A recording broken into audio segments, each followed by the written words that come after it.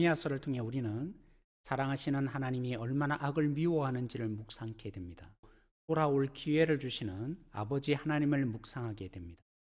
지난주에는 죄에 대한 지적과 그로 인한 심판할 수밖에 없는 공의의 모습도 예레미야를 통해서 전달되었습니다.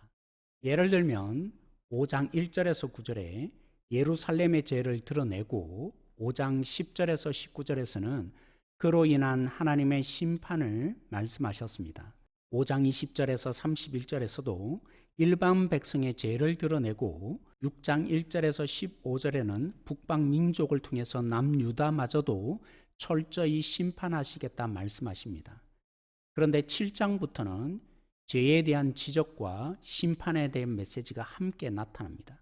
그럴 정도로 하나님이 심판받게 하지 않고 돌이키고 싶은 마음이 담겨 있는 것을 읽을 수 있습니다. 성전 설교라고는 7장의 일부를 살펴보고자 합니다.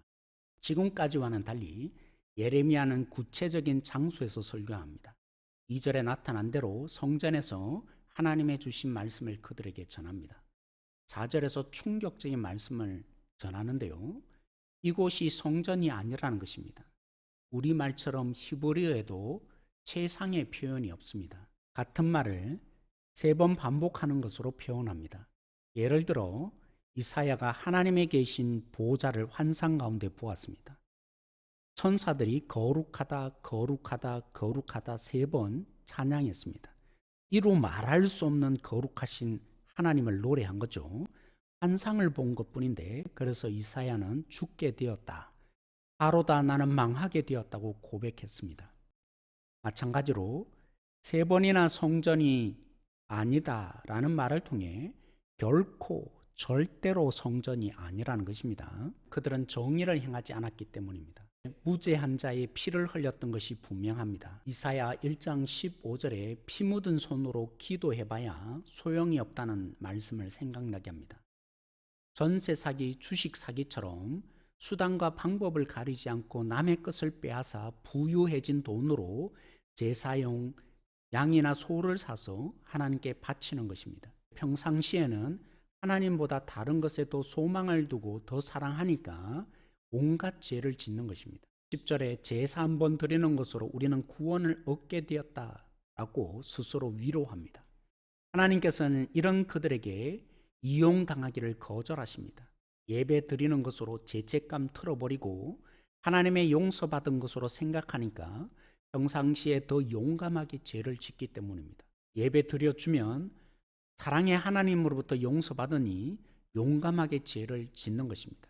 그래서 하나님이 예배 드리는 성전이 도리어 강도의 구렐이 되었다 말씀하십니다. 성전이 아니라고 하신 하나님께서 이제는 그들의 기도를 듣고 있지 않다고 말씀하십니다.